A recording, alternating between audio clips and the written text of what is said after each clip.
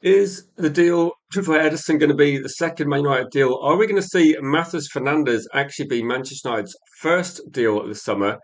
Is there a possibility that Edison does not even happen? We're going to be looking at these stories. Lots of updates from Fabrizio Romano. So we're going to start off with Matheus Fernandes. He's going to leave West Ham. Journalists are reporting this morning that he is keen to join Manchester United. He is keen on that move. Manchester United are going to accelerate things very quickly, try and get this deal done early on in the transfer window, something we don't do normally. And the Fabrizio update regarding this one, this was the initial story to start with, and that Manchester United in discussions with several players, and we knew this was the case. Edison, one of them, Fernandes, another one of them. It looks like Tonali might be a third one as well. And it seems that Man United are going to try and get at least one deal done very, very quickly. Lots of people thought it was going to be Edison, but it looks a little bit like, in terms of the news, it looks like at the moment, this is the update from Fabrizio Romano this morning, is that Manchester United, everything is in place. Like, this is a done deal if Manchester United decide that it happens. So there's literally nothing more to discuss. It's up to Manchester United if they want this deal. And it seems that for Manchester United, they've got other options on the table. And maybe for people as well. I'll jump into the live chat in a second. If you are new to the channel, please subscribe. Please share the stream if you can as we're live. It looks like Manchester United have got everything done for Ederson, but it looks like Matheus Fernandes might be their preferred first signing, which this could be big news for a lot of fans that were not keen on Ederson. They could still do both deals. They could still get and make an offer for Tonali as well. So Tonali plus Fernandes could be their first deals. And for me, that would be whatever you think about which players they should be signing. If Fernandes is a Manchester United player, in the first few days of the transfer window opening, and we see Tonali being linked as well. This, for me, these are massive upgrades on people like Agate we signed in the past, people like Fred we signed years earlier. Now, these are extremely good Premier League football players, and I'd be very excited about these deals. So I'm going to jump into the comments and see what your thoughts are. Nothing's happened yet, but what we're seeing is that Manchester United can move quite quickly, and everything's kind of in line, isn't it, in terms of how much is Fernandes going to cost? We see stories yesterday about the Athletic saying West Ham want about 60 million, and at the moment they're saying that they want it's going to surpass the move of Lavia from which was I think 53 million pounds plus add-ons from Southampton to Chelsea. I think most people thinking, okay, to say he's a Championship player, obviously West Ham had just been relegated, and I think you look back at last season where Amari Hutchinson and Delap left Ipswich. Let's say as a minimum price, you're expecting decent money coming in for some of these players. So I think everybody thought that my guess for Fernandes's price actually, I said about 50 to 60 million. And if he pays 60 million, I think that's absolutely fine. I mean, you could look at the deal. The deal might, I think the deal will be structured something along the lines of if you look at Lavia's 53 million deal there, I think Manchester United look at this deal as 55 million plus add-ons, something like that. And I think most people will be looking at this one as well. So I'll jump through the comments as well. So I think a lot of people thought and maybe got a little bit excited yesterday that thinking Edison might might be the first deal, but Manchester United can agree terms with a lot of players, and it does not mean that they're going to be the first signing. I think one thing this shows is that Manchester United may be positioning themselves by acting early. We just have multiple options, so it's not that we have to sign Edison. It's that Edison is an option there if Manchester United want him. It might well be that Edison is a signing as well, and I still think it would work out better than people are expecting, but we'd have to see what happens in the rest of the window. So I'll go through your comments, and again, a bit earlier today, but please share the stream if you can do that, and let people know that we're streaming live. Tyrone says, so if you got some comments in, I'll start looking through the comments now. If Edison comes in alongside Mathis, Fernandez, and Tonali, I can't really complain. I say miles better than what we currently have. Exactly. I think a lot of people are looking at individual players and thinking, right, how do you get one player that replaces Casemiro? I don't think you get a player that replaces Casemiro in the same way that if Manchester United had Tonali in the team and we were replacing Tonali, we wouldn't necessarily find a player that's exactly the same as Tonali either. So, no, I think you could be looking at what Man United trying to do as well in terms of like get these deals done. And Yanni says, I think they will put either Fernandez or Edison on this year's budget. it could easily be that way as well. If you think about the terms of like the financial football side, like the financial side of the business, is that Manchester United did no deals in January, so there probably is.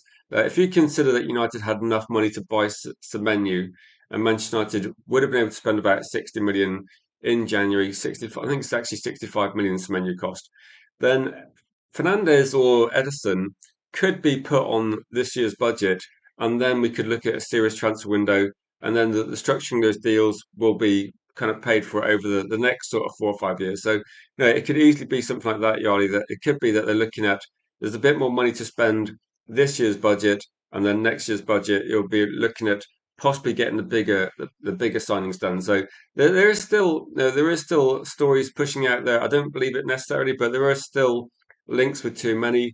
There's still links with Elliot Anderson, and those would be more expensive players. So I think Fernandez, if you get the deal for Fernandez done, if you're looking at a deal with add-ons as well, which I think is likely, then the add-ons will be kicked back further anyway. So it could be a sensible strategy.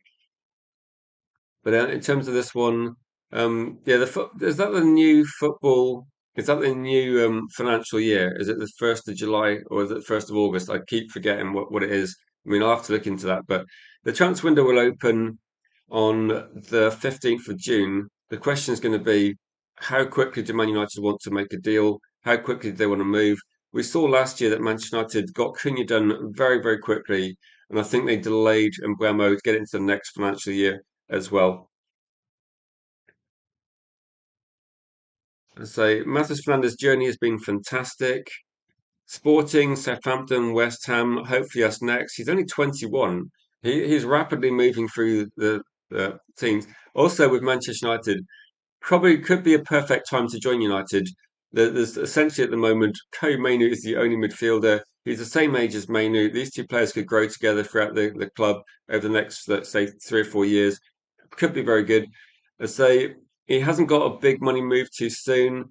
It could be the same as Benjamin Sesko, where the player's looking at sensible progression. And I think he might have been happy to stay at West Ham a bit longer if West Ham had stayed in the Premier League. But I think he's too good that he would have just cost more money. I think that's going to be the only thing. He would have definitely gone.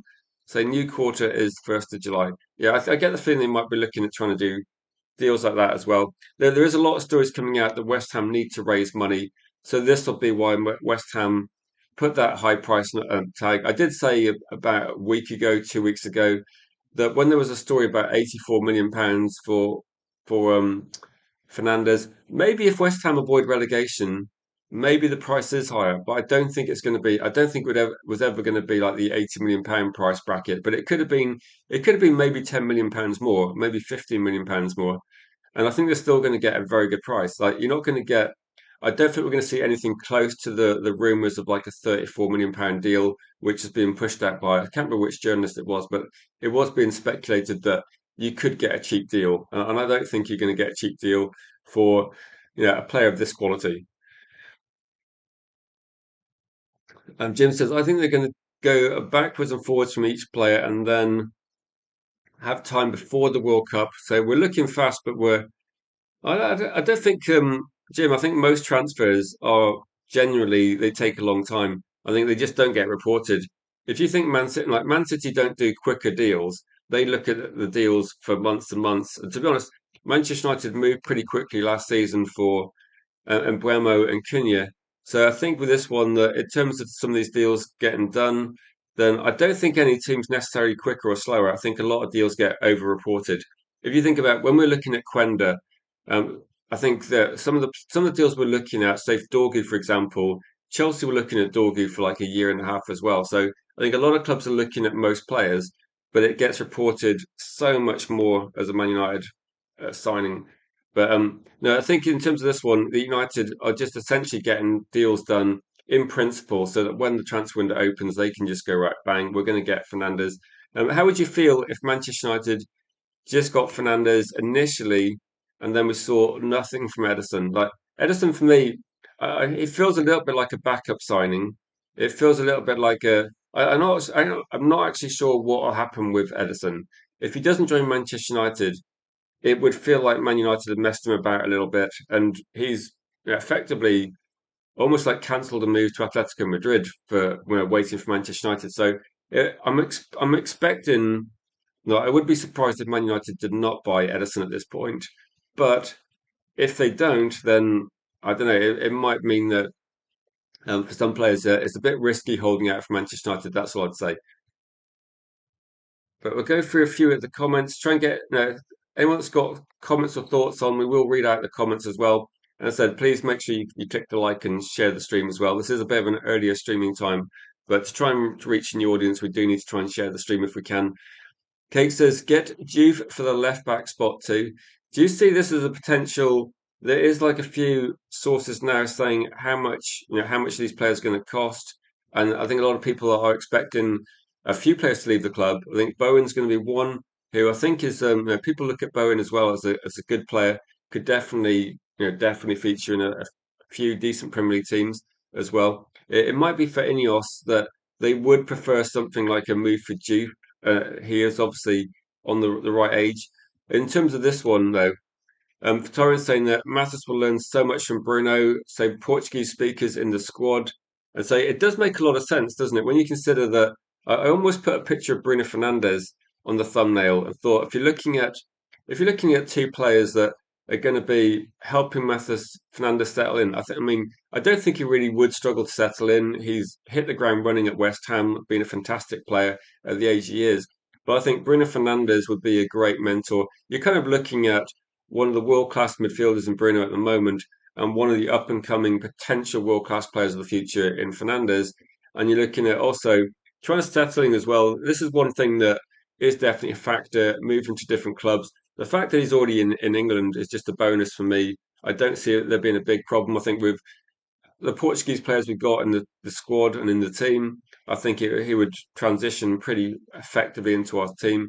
Also, working alongside Kobe Mainu, another younger player, I think it would be a lot of positives. So I think there's a lot of good reasons why this would be ideal. I mean, the fact that he idolizes Bruno and Bruno speaks very highly of him as well. So this could be great in terms of like his international football career as well. If he wants to that kind of cement his place in the Portuguese national team.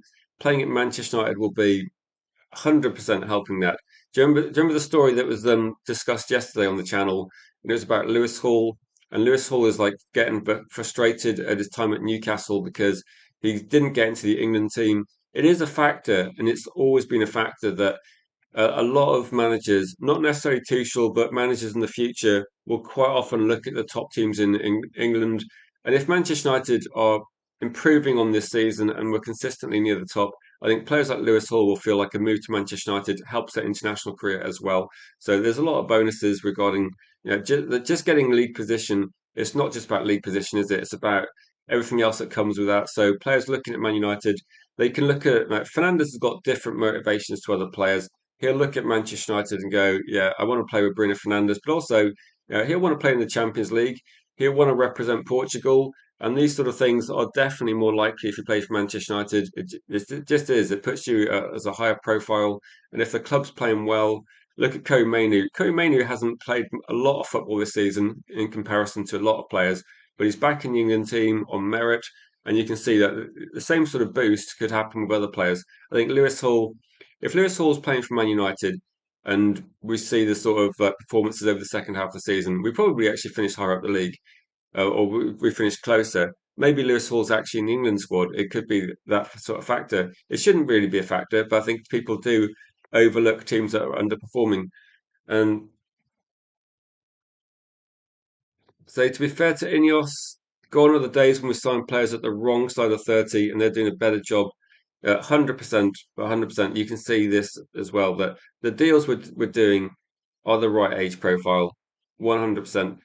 Big up to you, Gregory. And people won't know this that are kind of new to the channel, but I was on Red Devil United 4 or 5 years ago saying, why are we not signing players at this sort of age profile? Why are we not looking at players? I was saying at the time, get a player that's like, say, 22, 23, just about to come into their prime and a good player at the time. So I think with Mathis Fernandez is a little bit younger, but he's got the experience. Like you said, Tyrone, you look at the clubs he's played for, you've got Southampton, West Ham, you're gradually getting like better clubs, you're getting more experience, you're playing at a higher level. and it hasn't been too rapid. Like if you consider Kobe Mainu got pretty much dropped into the first team at age 18, and luckily for us, hit the ground running. But Matheus Fernandes has like done it as a more not leisurely pace. He's still quite young, isn't he? But he seems to be rapidly ascending to the top. Fernandes, I think, rapidly is appropriate as well. Age 21. People, I've seen actually talking to people on Twitter Spaces yesterday. Some people are already rating Matheus Fernandes as highly as Anderson, if not higher. And again, this is not a bad problem because when you look at some players at age 21, 22, there's literally no idea how much they're going to keep developing, how much they're going to keep improving. And for me, like if you actually had a team where you've got Matheus Fernandes, you've got Kobe Mainu, and you could probably add like one from like three or four other players that would still be at an age where they might improve. If you know, even like some like Tonali or some like Edison, like they're 26 years old, they could still bring a lot. Sometimes, depending on where you're playing in midfield, that experience actually, there's a lot of players that peak at sort of age 28, 29, 30. So depending on your football career, I mean, like Giggs and Scholes and so Teddy Sheringham, players that play into the late 30s, they could be peaking in a sort of late 20s as well. So I think Tonali could still be an excellent signing. Too many is not 100% off the table. And Manchester United yesterday as well, they're still putting out information. They're still saying that they see Anderson as their top target. So at the moment, nothing is off the table 100%, but you'd have to feel that in likelihood, if I was going to say percentage wise terms, I think Fernandez feels like literally a no-brainer. Like from a fan perspective, he's a perfect signing, and I think from an Ineos perspective, he literally ticks every single box, doesn't he? The price is sensible, the quality of the player is there, the age of the player is there, the positions he plays in are there. There's literally no that's from a fan perspective or Ineos perspective. I can't see a negative from signing Fernandez. Giannis says just in regarding Mourinho, he wants Real Madrid to sign one to two centre backs and a right back. I mean, to be honest, like a year ago, we had Dallo linked a year ago, and we had Trent Alexander-Arnold linked a year ago. They got Trent. Maybe, I think with this one, like everybody knows that Trent's not the greatest defending, but is I'd say Trent's probably like world class in terms of like delivering crosses and things from the right back area. If Manchester United wanted to have a different right back. Trent is kind of the opposite profile for me. That Dyer would be better defensively, but I think Trent would be a lot better. If you wanted someone to like be putting crosses into the striker, Trent would be a decent player. But maybe this is an indication that Jose Mourinho. We have seen. I mean, I haven't watched lots of Mourinho teams recently, but it did kind of base his success on Chelsea at being strong defensively. Maybe he's looking at an overhaul, and maybe he's looking at trying to bring in a more defensively sound structure at Real Madrid. And maybe he wants Dallo, but if he wants Dallo, I think he's got to pay significantly for him because I don't think Man United can be selling players for the price valuation I saw. I saw a story yesterday where they put the valuation of Dallo at about 30 million. I'm thinking that Man United, we need if we're going to sell Dallo, we need to make sure we get a decent price for him as well. Well, yeah, cheers for real. I know I saw you a few comments earlier on in the stream, but I'll go for a few of these saying you think it's not realistic due to accounting. You're talking about how many players you can buy in one transfer window. I think with United that even though it's one transfer window in the summer, it is like two financial football years, isn't it? So the new football financial year starts during the transfer window. So Manchester United might be looking. Also, don't forget that Casemiro's salary is now gone. That's probably about £80 million per year. The Matheus Fernandes salary, I don't know what that would be expected to be. I would imagine that it'd be very similar to Kobe Mainoo. You're looking at a sensible wage structure at United. So I think Matheus Fernandes would be similar salary to Kobe Mainoo. And I think there could be no arguments in that one. And you could say that if Man United signed Ederson, he's actually cheaper. So you could actually get Ederson. You could pay for Ederson's transfer fee with 2 years of Casemiro's salary. And salary wise, I think he's looking at about a third of Casemiro's salary as well. Um, do I think the transfer window should open the day after the league finishes and shuts the day before the league starts? I think it would be sensible. I think it'd be very sensible to have, because for me, what happens is the transfer window closes for a certain number of countries. I think it's probably going to be the main league, so that you have like the Premier League, Bundesliga, Serie A, La Liga. I think they all shut the same sort of time. But what happens is the Turkish league is open for a little bit longer. So we saw this happen last season that Manchester United, the transfer window closes, but Onana leaves later. He goes to Trabzonspor like a week later, and I think there was an example. I remember at the time actually, I remember reading like from a credible journalist that Trabzonspor were going to buy Onana, and some people were just like have not having it. But I think it makes a lot. It would make sense, Jay, wouldn't it? So as soon as the Premier League season finishes, I think it depends on it probably be depends on other factors as well. Like if all the playoffs are finished and you've got all the other domestic leagues finished, it would make sense to have maybe they want to have a bit of a break. But the 15th of June, I just look at it and think, why is the transfer window opening after the World Cup starts? Like, is there a reason for this? I don't know if there is a reason, but it would make a lot of sense if they just structured it so that it always seems crazy that by the time the Football League starts I don't think you should be able to do deals after that. So it would make sense, in my opinion, to move it forward a little bit and also move the date it closes forward a little bit. There must be a reason for why it is, but I don't know. It doesn't make sense, does it? Once the Premier League season starts, I think things should be locked down regarding that one. I'd say has an undefeated run at Benfica. No, I think this is what maybe with Mourinho, maybe he's been a bit too defensive, and I think if you go the season undefeated but don't win the league, you got to question whether the tactics or whether the strategy was worth it. And I think if you don't win the league, it wasn't worth it, was it? So big up to you, Tyrone. Cheers for getting in, my friend. We are just running this stream a little bit earlier today because I need to head off a little bit earlier. Is Anana being sold? I don't think. Um, yeah, I think with this one, like Anana being sold, then apparently Man United need to raise. I can't remember the exact figure now. Is it 30 million euros or like just over 20 million pounds to avoid a financial loss? But Man United made a profit last quarter, so I think with this one, my guess is going to be actually there is a reasonable chance that Anana just gets loaned to Trabzonspor again.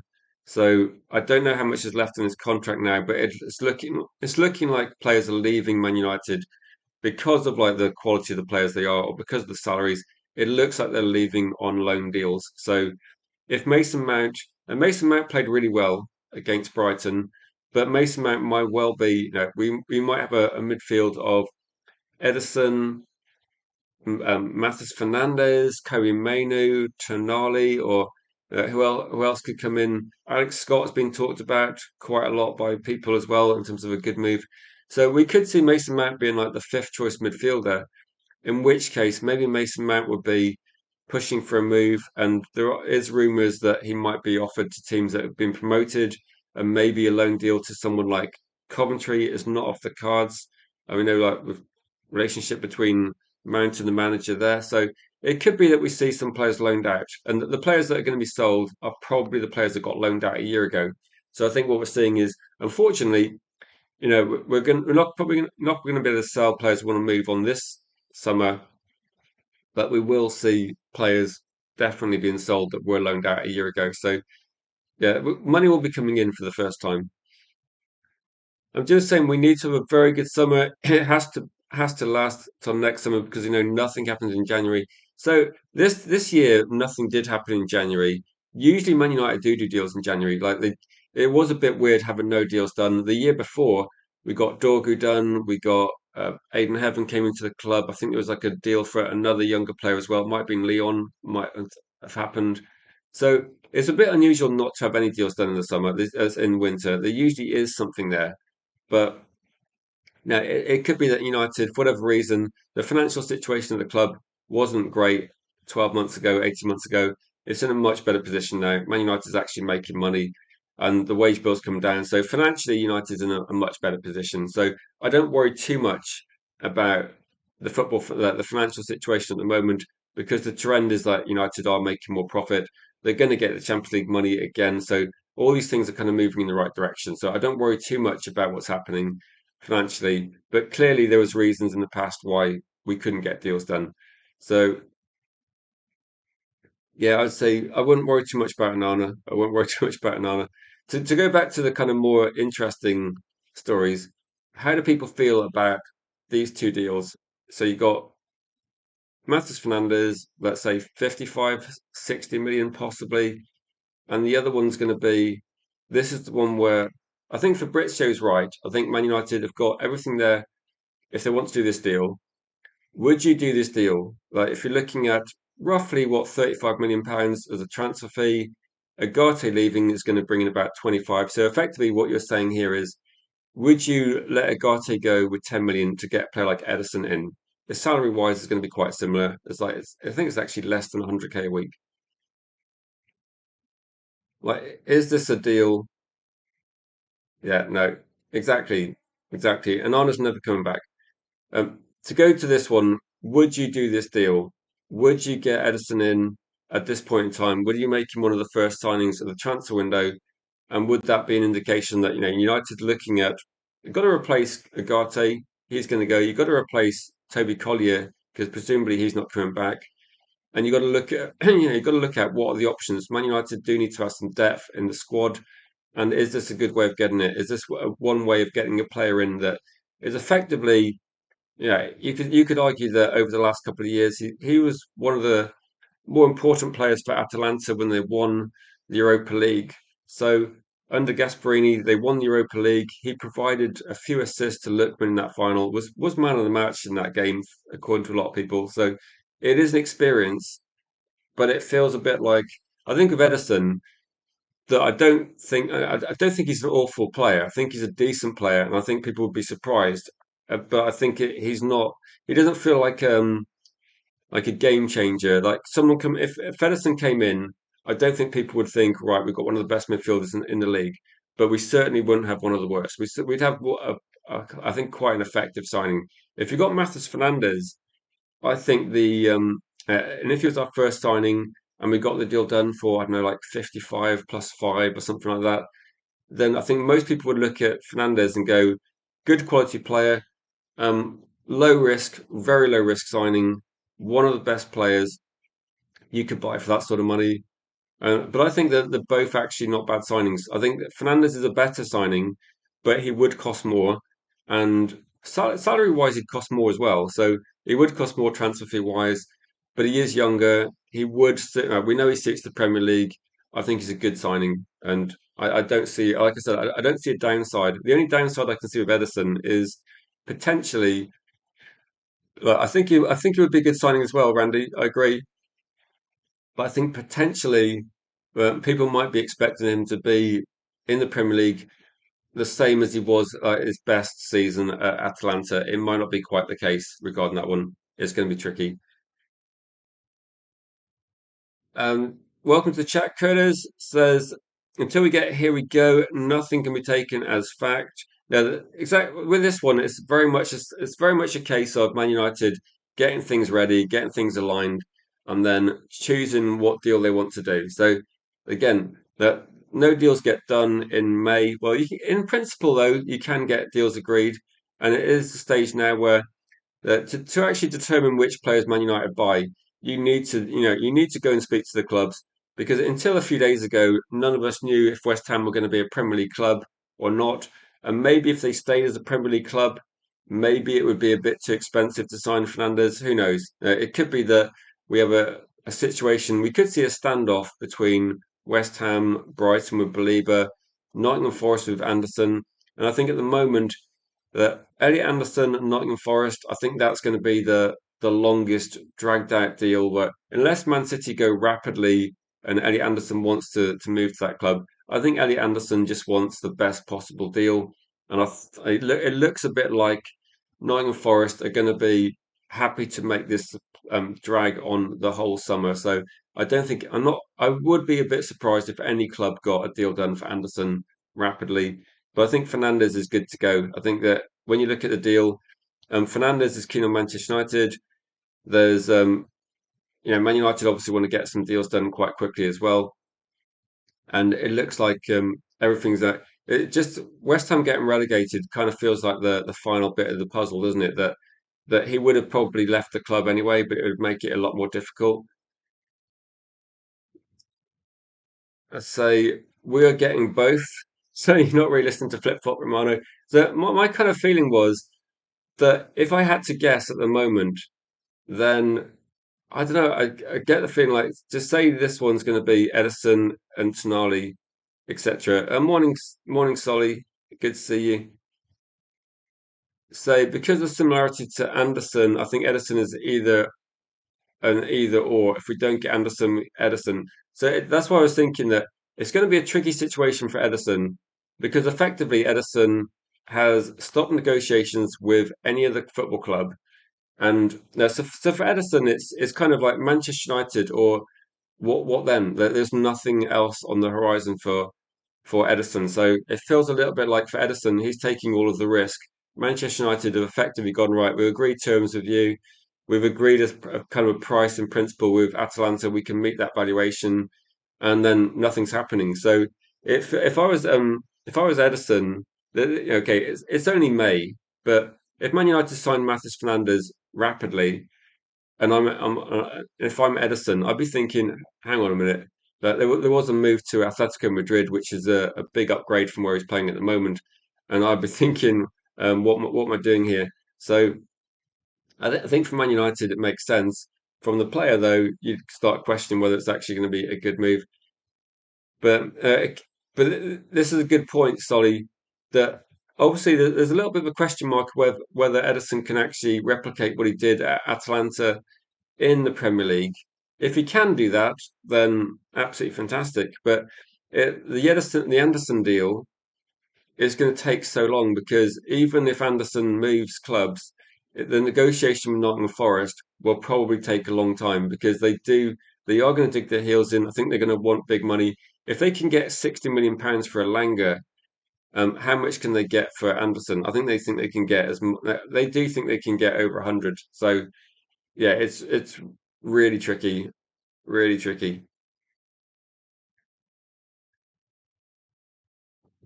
Do I think that Edison deals a lot of money for 1 year left in his contract?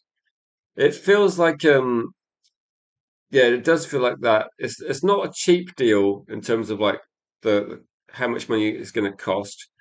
But I suppose with this one, it's going to be that you do if you factor in the whole deal in terms of salary, that there's not many players that have that much experience that are 20, is it 26 years old at the moment, will be 27 relatively soon. But if you want to buy an experienced football player that has played at the top level in Europe, that has Champions League experience, has like lifted the Europa League and was one of the best players in that run of games, 35 million pounds is roughly what we're expecting with some add-ons.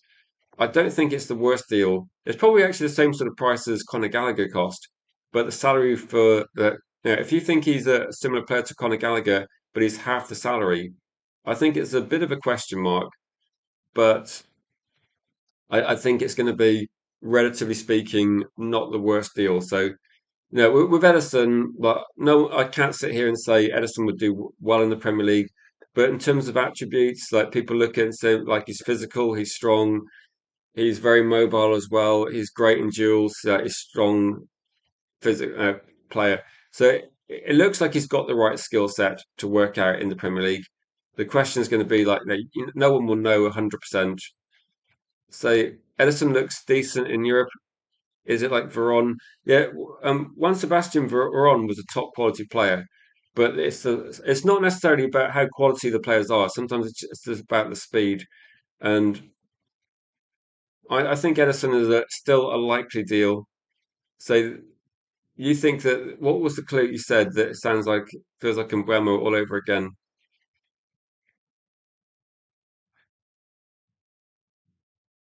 So no, it does seem a little bit like if you factor in these players and if you're looking at some of the deals we looked at, you got Tonali, you got Fernandez, you got Edison, and there's three players there that Manchester United presumably we could buy two of them if we wanted to. because I don't see significant moves from other teams to get these players.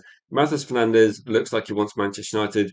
Ederson, it's pretty much almost a done deal. Manchester United just need to like kind of sign the deal off if they want to do that. And it feels a lot. It feels like it is going to happen. I think that's what a lot of people think. But the Tonali situation as well might be that if Man United act decisively, Tonali can be a Manchester United player. And maybe we're looking at these three players and thinking, right, which deals can we do? It feels a little bit like Matheus Fernandes is like a no-brainer. You get that deal done first. That's a player into the club, top quality. And then you look at around the other options and think, is Ederson like somewhat of a backup to Anderson? Is Tonali going to be a backup if we can't get, like, say, Tchouaméni or Anderson as well? Because it feels like Fernandes is a deal you get done straight away anyway, because it's just too good a deal not to do. And then the other deals, they may not be the first choice either as well. So it could be a question mark. Now, I think a lot of people are actually looking at Tonali and thinking Tonali was actually probably a more effective player in Italy, but he was playing in a different role at Milan as well. So it could be that in terms of like Tonali, whatever, like Eddie Howe is not the same as Michael Carrick. So I think when people look at what Tonali's doing at Newcastle, don't forget that Manchester United will play a different style of football, and Tonali might be playing in a different way as well. And like Kate Cadet says, Tonali is world class, will make us much better, and say he is a standard raiser. I agree with you, like Kate, in terms of this one. I think that Tonali is a very good player. A lot of people are saying that is Tonali just good, like, mediocre at a lot of things and not world class at some things. And I think that the difference is going to be like if you look at I've watched Tonali control games at Newcastle. I've watched Newcastle have a very dominant midfield in a lot of matches, and Tonali's part of that. But Tonali plays in a different team. Eddie Howe has a different way of setting up, and maybe what Man United want as well. Like it's Tonali going to be someone that sits deeper, controls the games, dictates the pace, or are we expecting Tonali to be roaming a bit further forward, where he has got a good range of passing. I think he is quick enough as well to move the ball forward fast, which is the way Carrick seems to like to play, which I think is also an improvement on how he's been playing recently. But is that going to be, to be honest, no one knows 100% exactly how he's going to be, how he's going to be playing as well. Yeah, Edison could be decent, couldn't he? Like he could be decent. I think with United, they are a bit worried about signing players that are not in the Premier League. So it's going to be very tricky, isn't it, to pick?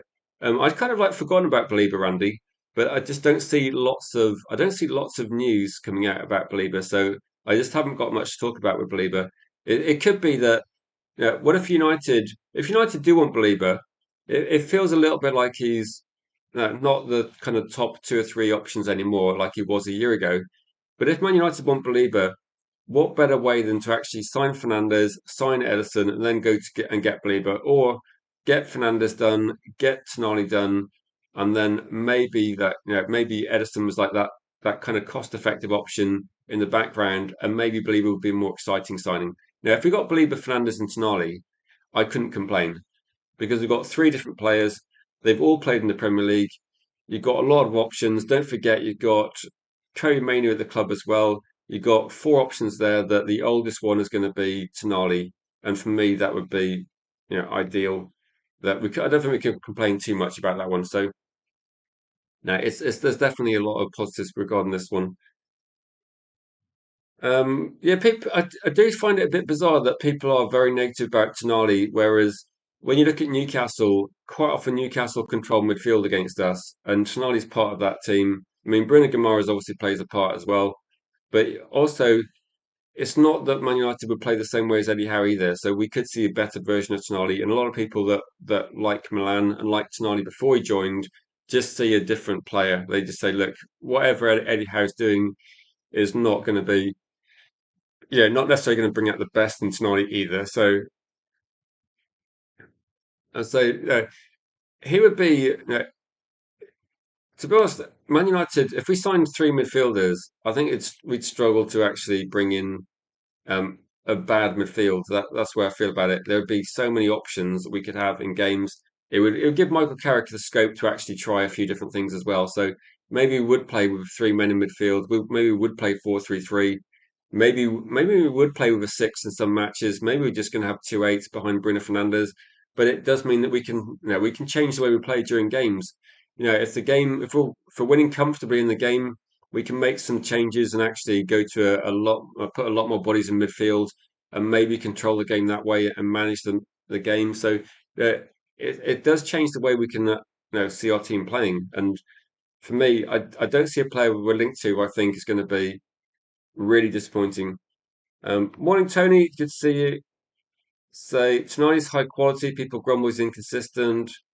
Yeah, people do people do agree and disagree on a few of the things, don't they? Now, the question is going to be: is there any negative for a lot of things? Like, there's a lot of people talking about the same sort of players that suddenly that and maybe this kind of started with fans, didn't it? That a lot of fans were very positive about Anderson, and it seems like Fernandez. But maybe with Man United's strategy, it does seem to be a little bit of low risk. So I do appreciate there's a lot of players in different leagues that people do like, and people go, "What about this guy?" And like you look at Sangari, at Lens, and you look at other players around the league. Like I've talked about Boadi at Lille quite a few times. It looks like Man United are just focusing on the Premier League to kind of make it a bit less risky. The only players I see linked with that seem to be more serious links are people that Vivell knows very well, like Angela Stiller. So I haven't heard anything about that at all for a long time. So I get the feeling that some of these players that we talked about maybe a few weeks ago, they seem to have dropped off the radar. It looks a little bit like, apart from Edison, it looks like everything we're going to be doing, all the deals we're looking at in midfield, they seem to be Premier League now. So I don't think we're going to hear much regarding, if you're looking at it, I don't think I've heard much regarding too many. And assuming too many stays at Real Madrid, which is what I think is going to happen anyway, we know that Jose Mourinho values defensive solidity and structure like that. I think too many is too good a defensive player to let go. You don't let somebody go that wins 96% of their duels. Like too many is an unbelievable player off the ball. So they definitely want to keep him at Madrid. So I'd be surprised if we hear anything about him. And Con says we'll regret it if we don't get Belieber. Um, and Solly's agreeing, saying not getting Belieber's a mistake. Now, maybe with Belieber, I'm kind of 50-50 with Belieber. I think there's definitely going to be people interested in what Belieber can do at Man United. And I would be in that group as well. If Man United sign Belieber, let's see what he can do. And in a different team with different players around him, I think you could get the best out of him. He's still a young football player.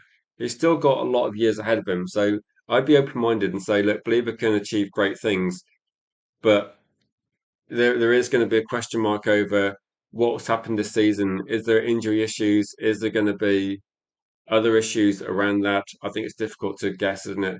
But I'd be happy with Tonali. I know some people wouldn't be, and I'd be happy with Alex Scott, for example, would be a good signing as well. And I think Fernandez would be probably, arguably probably one of the more obvious signings to make. Like we've got a good player there. I know West Ham struggled this season, but yeah, it's the same as having we could have seen Elliot Anderson relegated as well, couldn't we? Lewis Hall from Newcastle and to Tony, we should just go and get them both. To be honest, like it looks like players are going to leave Newcastle, and if Gordon's going to be going, Lewis Hall would be available at the right price. I think Lewis Hall is questioning his future as well. Like the stream last night that Jules was hosting, and the information this morning I see with Lewis Hall is he is still considering his future because if you think about it, then Newcastle United didn't have the best season. It's going to be a struggle to see Newcastle United getting back into the Champions League. The owners of Newcastle are considering selling some of their share as well. And Lewis Hall didn't make the England team. So, in terms of this, Lewis Hall is one of the best left backs in the Premier League.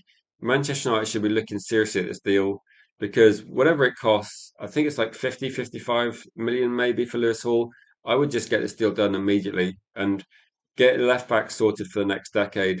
Luke Shaw can watch from the bench. He's still an effective squad option. And then maybe you look at over the next year or two an academy player coming in as a backup to Lewis Hall, whether that's going to be a Mass or it's going to be Leon or it's going to be someone else you buy.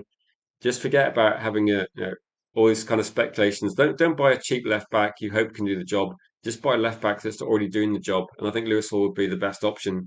You could actually get Lewis Hall, and then if the price is right, maybe Juve could be a backup from West Ham. So it could be that United look at if we bought two players from West Ham, in Fernandes and Juve, and that they are going to be both for sale. And if Manchester United went in and got Tonali and got Lewis Hall, that's four players. But that's like I suppose that's probably two left backs. But you'd only do that if you're going to sell Luke Shaw. But I think ideally, maybe it's not the right time. If Luke Shaw was going to be leaving the club, I'd get Lewis Hall and get Juve in. As it stands, I think United should go to Newcastle, get Hall and Tonali. They both would be really good additions to our squad. And then, to be honest, actually, that probably then puts Newcastle back. If Newcastle lose Lewis Hall and Tonali, I think that they're going to suddenly like going from having a team in the Champions League. Newcastle will be mid-table next season again. I think they will struggle.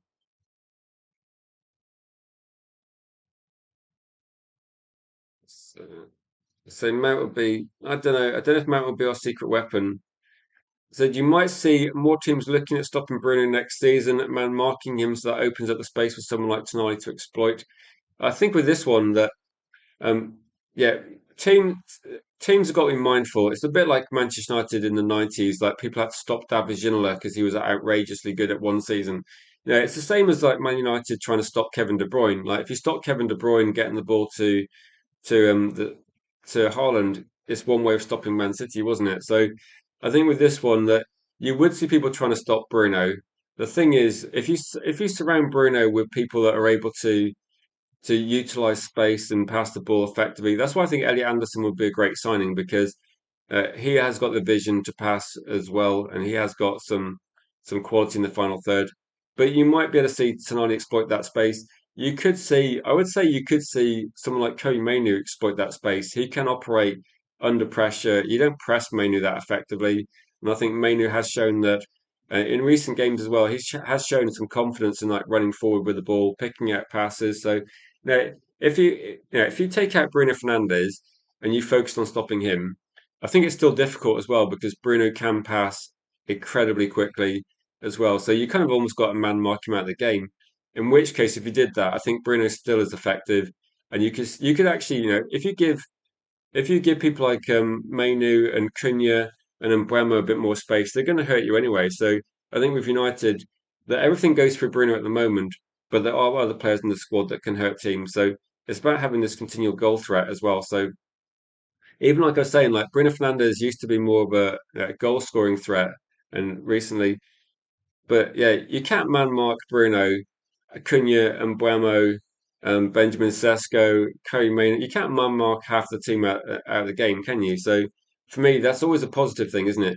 If you've got players that are so good that people feel they've got to put two people on them, it's going to open up an extra man, extra space. And the way that I see Carrick's football evolving is it's lots of rapid passes in the midfield, but very progressive, very quick. Just yeah, lots of positivity. Gaz says Mount. Yeah, Mason Mount's one of those frustrating players, isn't he? That you can see that he's got some quality there, but it's going to be how effective is he going to be over a whole season, Gaz? I mean, I think United might be looking at loaning him out as a way of freeing up space for the new signings. So I don't know Mason Mount, the way he's played. I can see Mason Mount being an effective player in most Premier League teams. But I think for Man United, they might be looking at someone that's going to be certainly the expectation of Manchester United has got to be 2 games a week, hasn't it? Like Champions League football midweek, tough game on the weekend. That's got to be the expectation for a lot of our players.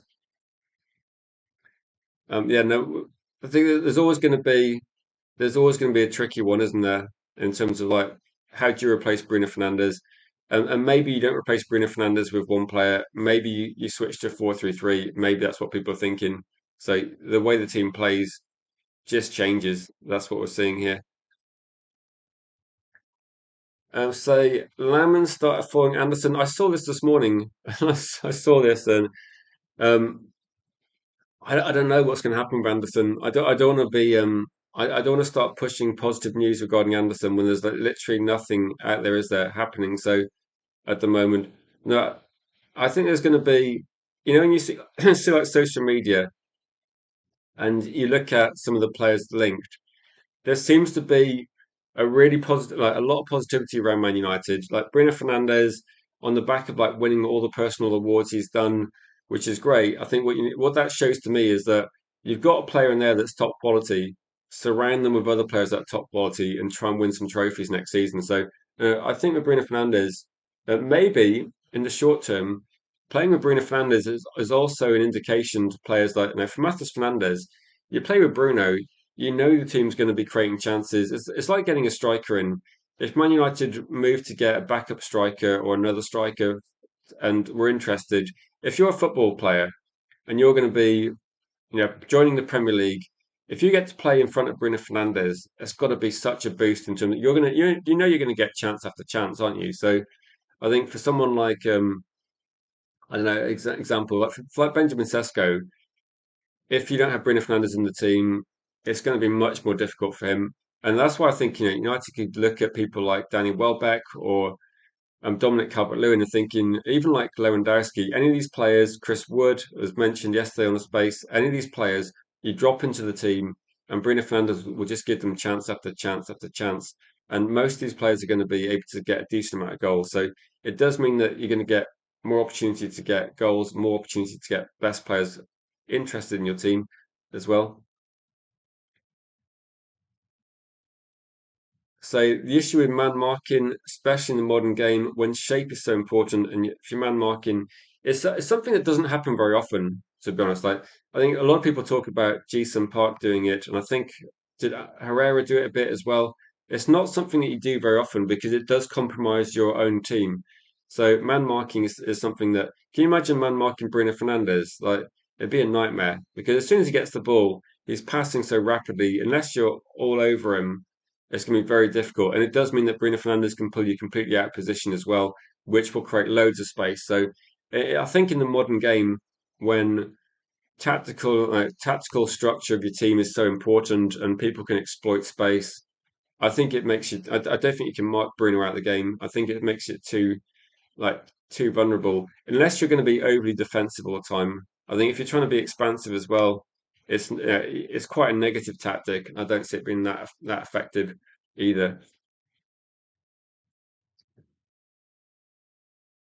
If anyone's got any comments and questions of things we can discuss, the big story regarding Fernandes is West Ham negotiations between United and West Ham are expected to accelerate rapidly. This story is coming from I think Sean Connolly, but there's a lot of other stories. I think one of the things that was interesting was the Athletics, the first source that came out yesterday and said the price is going to be about 60 million. So do people feel like is that a good deal? So I usually run a poll. I was kind of guessing that everyone would say it's a good deal. I'll put a quick poll in there just to gauge opinion though, just to get some views.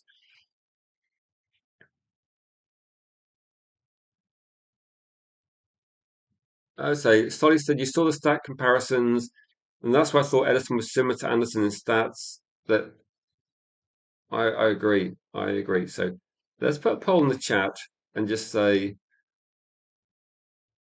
is we're guessing 60 million. So is 60 million for okay, this is going to be the question. Is 60 million for Fernandez a good deal? Like, if you think it's too expensive, then obviously vote no. If you think it's a good deal, if you're kind of indifferent, then just pick based on your gut reaction. And what do you think? Is it a good deal or not? No, it's going to be yeah, exactly. Now the stat comparison, I think with that Solly, the stat comparison is very interesting, isn't it? But also you got to look at say stats are one thing, context is another thing as well. Like Tonali's numbers then what does Eddie Howe want from Tonali? What does Eddie Howe? Who does he surround Tonali with? How do Newcastle play? How are Newcastle set up? And for me, that is one way of looking at it.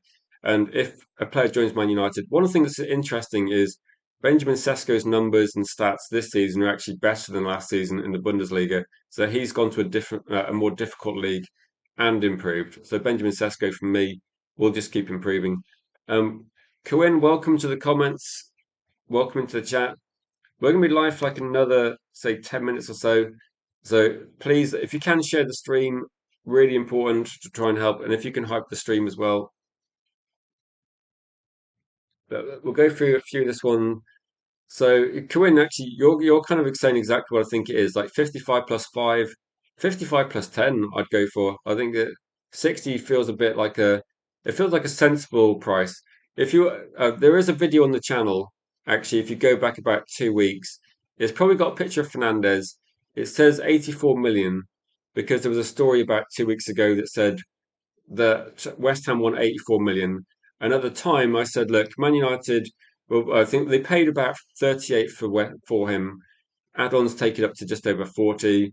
They're saying 84. I said, look, pick a number in the middle, like 60 million pounds. I think he goes for about 60. So these transfers are pretty predictable. If you've watched a lot of transfer stuff over the last couple of years, that look at any price that's put out there initially, look at what Man United are expecting to pay, look at what people have paid for certain players in the past. That it's kind of predict £60 million feels about the right number. Like it makes a lot of sense, and I think it's actually quite a fair price. Like he's a better football player than Alanga, so we'd be getting a better deal than Newcastle got from Forest last year.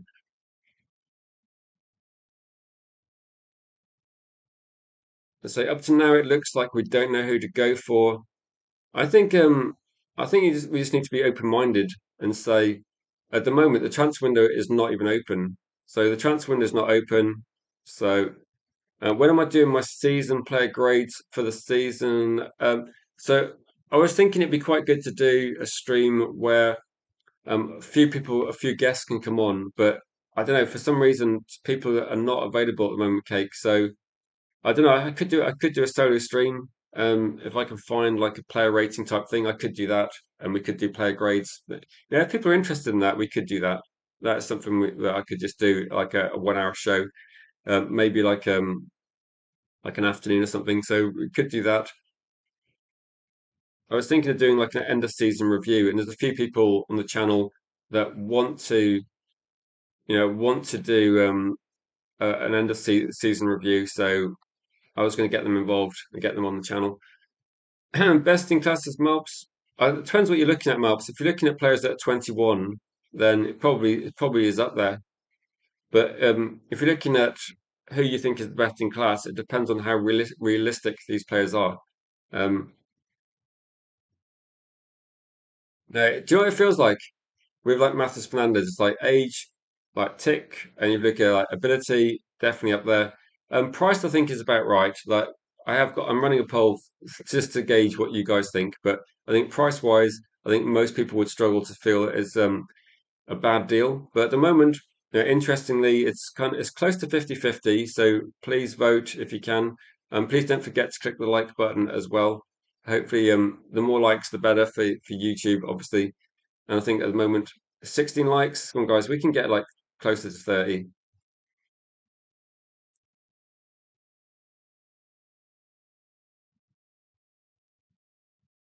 So look at this one. So signing Anderson and Tchouaméni would be a statement. The thing is, though, okay, what do you do? You're saying Edison and Matheus Fernandes not exciting. What do you do if Tchouaméni does not leave Real Madrid and Anderson is not going to be decided until after the World Cup? So the World Cup's going to be starting the 11th of June. So that's going to run for probably just over a month, and then players are going to come back. So are you going to be looking at just signing nobody, Malp? So you've got to pick some players to sign. Like too many probably isn't leaving Real Madrid, and you've got to sign two players before then.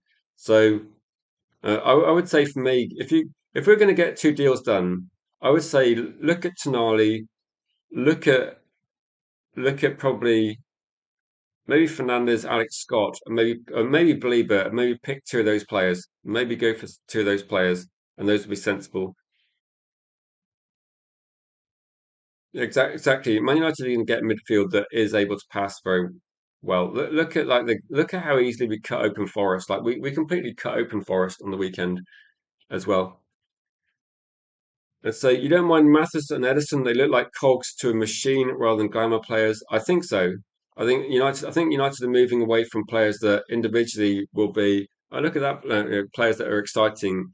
I think we need to get players that that are part of a machine. Like I think with Fernandez, um, they don't scare rivals. Well, people looked at Kobe Mainu and people were saying like Kobe Mainu, like, and people had this negativity about him.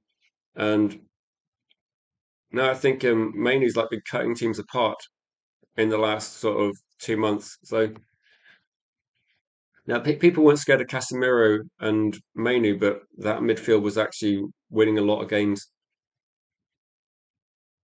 So if you look at a group of 21-year-olds, Fernandez definitely the most coveted in that age group. Yeah, this is probably that when you start looking at players that are younger, then this is where we're at, isn't it? That if you've signed some of these players, um, that I think again, I don't think it matters that Fernandez is relegated because Roy Keane got relegated, and we look at players that are good enough that get relegated all the time. Gyökeres has just won a Premier League title. He flopped in the Premier League when he first played in the Premier League, and he had to drop down to the Championship. So I don't think like Verts is a statement signing. I think statement signings are unnecessary if you get the deals, if you get sensible deals done. But I think this idea of having like a talisman that walks into the team and suddenly transforms the team. I don't think it happens in modern football. I think with modern football, you need to construct a team. And like, look at Real Madrid. Like they're not as effective as teams that are. And also look at Bournemouth. Like Bournemouth are a very effective team. You take out someone like Semenyo, they're just as effective. So they're just a very well organised team. I think with United, we're looking at looking at building a team, but the idea is going to be that they are well organised, well drilled, and the players are going to be just gradually better as well. Edison isn't really a sideways passer merchant. Like he's in a team that's been you know, he's been a team that's had a lot of players leaving, so I wouldn't worry too much about that one. So now Edison says John O'Connell says save the money for Tonali. United will use this year's money, and then we've got a new budget for Tonali and Edison. So no, it could be that I think a lot of people are thinking that United are going to structure these deals. Some are going to get done early, some are going to get done a bit later.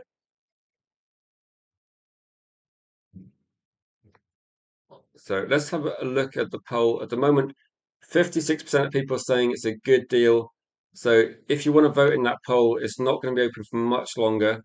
Then vote on that one if you can.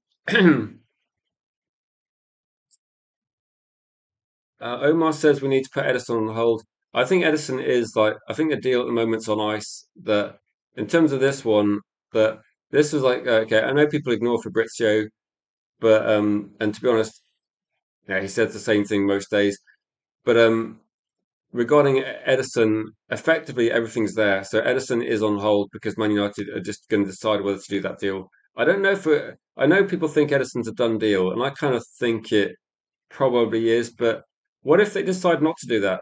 What if they decide to not do Edison? It would be. I think the fact that Edison has broken up, off negotiations with other teams suggests that it has to be a done deal. Otherwise, you know, it's not going to look good for Man United if players like we can't mess people around too much. If we want to get Edison done, I think we should get the deal done. Like if we're not going to get it done, I think we should let Edison know so he can actually get a move somewhere else because he's going to be leaving. So I get the feeling that he's going to be like a lowish risk option, and maybe Edison comes in for a year or two and then gets sold anyway. So it might not be that Edison is going to be playing as many games as people think. So. Um, we can get how much can we get Fernandez for is like a bit of a guess from people. Can we get a better deal? Do you think we can get Fernandez for what 50 or 45 plus 15 add-ons? So I think maybe 45 plus. It seems like rumors are that West Ham need cash, don't they? They need like 150 million apparently. So if they need 150 million, I think you've got to look at least 50. So if it's a choice of 50 plus 15 add-ons or 55 plus 10 add-ons, then I think West Ham take them more money up front. So I think we should offer more money up front and reduce the add-ons possibly. And it might be more like, we're not as poor as West Ham. With the things going on, do I think the board? I think the board has to get three midfielders. If you're thinking about it, we have to replace Casemiro. We have to replace Agate. and we never replaced Ericsson. So I think we have to get three midfield players in because we got the demand of extra football. So we get those players in, and then it could be Atalanta could be playing. Atalanta played hardball with Atletico, and they are a difficult team to negotiate with. They haven't really got many other players to sell now. They've sold Lookman, they've sold Rasmus. I'm trying to think who else they sold. Ratigi went. So I think with Atalanta, they are dropping down the league. They're going to sell some players, and then they will try and push to get the best possible price. So yeah, they do play hardball. They're a difficult team, and maybe that was it. For Manchester United, it might have been that you don't think I don't think the budget. I don't think anyone knows what the budget is. But when people quote how much the budget is, how much players are going to cost, I don't think anyone actually knows how much it's going to be. Um, And then when people say there's going to be a statement signing, I don't think there has to be a statement signing, to be honest.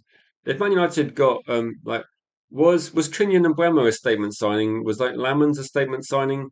I don't think you need statement signings. I'm trying to think of like in the past, like maybe Wayne Rooney's a statement signing, but Cristiano Ronaldo wasn't at the time.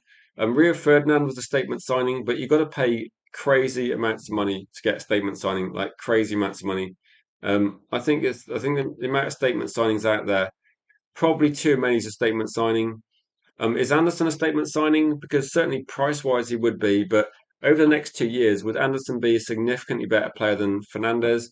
Like any sort of guarantees, would he be a significantly better player than other players we could sign?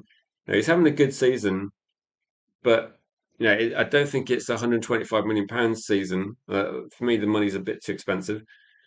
As Randy said, please, if you want to help grow the channel, liking and sharing the stream is the only way to actually happen. Because I know it's great to see a lot of familiar faces in the chat and week in week out, but YouTube is effectively giving the channel like zero impressions to new viewers as well. So there's literally no one new finding the channel for about 2 or 3 weeks, which is a bit of a shame because I think it's a good community and there's a lot of sensible people in the chat. But if you're able to share it on socials, I mean, hopefully it will help reach other people. Otherwise, I'm not really sure what else I can do. Um,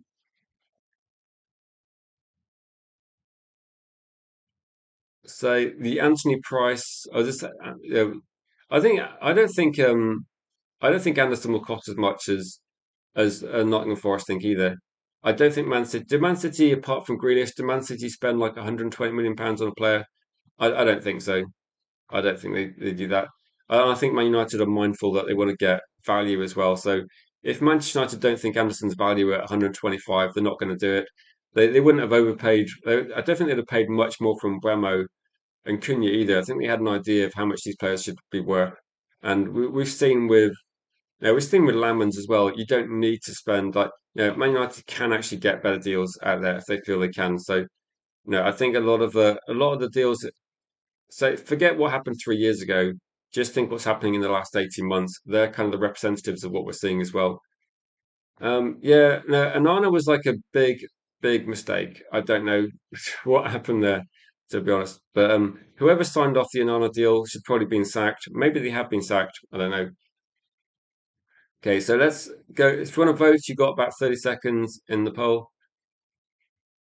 Yeah, to be honest though, Declan Rice was a more experienced player at the time.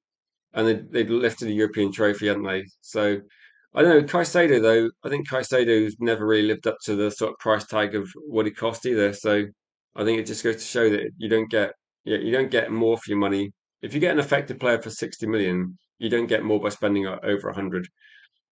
Is 60 million for Fernandez a good deal? And the votes are clear. Yes, say 59%. No, say 41%. So it seems that most people see that as a good deal.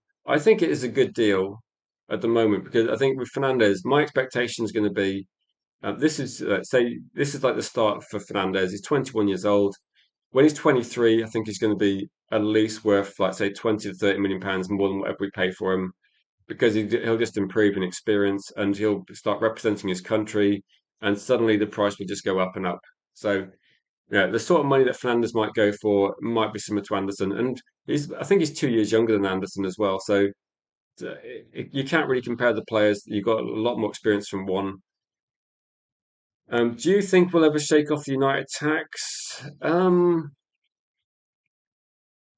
be honest, I don't really care. Like if Man United can get a player, then there's always going to be a price. The thing is going to be that, if Manchester United and Man City or Manchester United plus Liverpool plus Arsenal are going for the same player, if there's a situation where a team the price is more for Man United, but Man United's turnover is much more than other clubs, it's just one of those things, isn't it? It feels like there's a different price for Premier League clubs because like they're wealthy.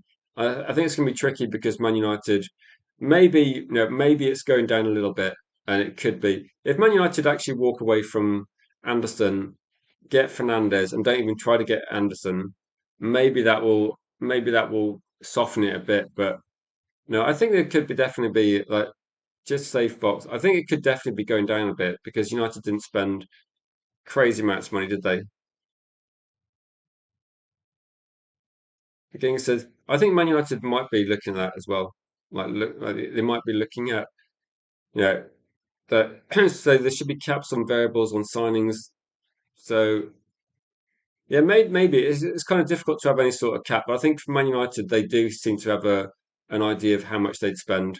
And to be honest, in a weird way, actually, I think younger players actually cost more.